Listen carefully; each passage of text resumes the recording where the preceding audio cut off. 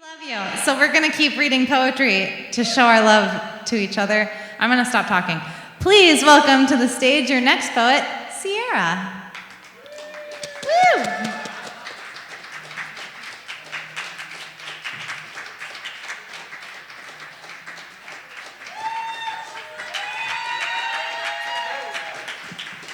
Y'all are so nice.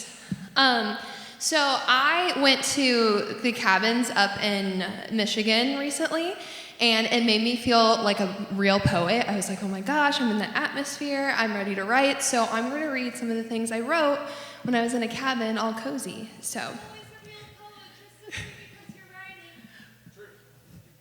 I need you guys at home.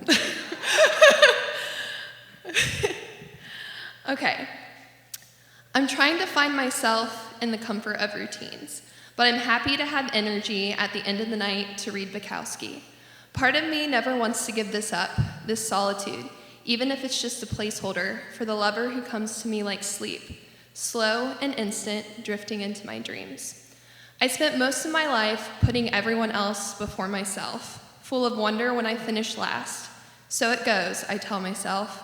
I'll just learn to cheer with the rest of them, for my enemies and for my friends.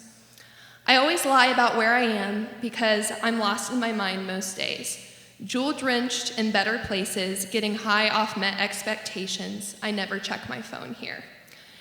And they say if you were the one to come back around after you left, time and time again, I was never the problem. And you most certainly did that, didn't you? And that's the trouble in loving you. I have to deal with it while you have peace. I want that with someone, even if it means holding myself while walking and leaving you behind. Daybreak comes when sleep won't, giving me a reason to be upright, make my coffee, and set the day straight with silly little tasks and DIY projects that make me feel brave just for trying. These waves of sensitivity, they drown me, and I can't cry anymore. I just choke on salt water that burns my throat, and I don't complain about the hurt because at least she keeps me warm.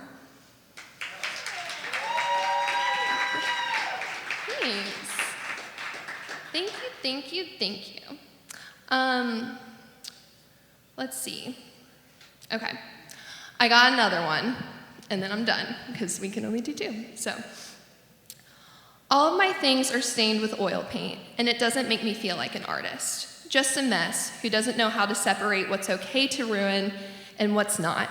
Most people don't know this, and I hate to be like most, but alas, I most certainly am. Everything I want is on the brink of a jinx. I'm soft-spoken when it comes to telling people about these things. I catch words from the books I read and throw them back like I know something. To be convoluted like the rest of them, that's all this vain woman desires. What if I'm not good at what I love most? I think to myself before I fall asleep. Do I keep going if no one's watching? A weird little girl with uneven pigtails and scraped up knees, high in a tree, she's watching, she's smiling, and that's all that matters to me. Everyone has always made me feel like a guilty pleasure, close the curtains before they invite me over, and hide in the willingness to change everything. But disappointment can linger, like bad perfume, and I tend to, long after I'm welcomed. Disavow my presence and show me the door, no vacancy in your home and no tolerance in mine.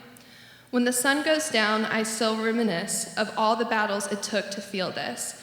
I hope I never tire of feeling so deeply, and I most certainly hope you never grow tired of reading. Thank you.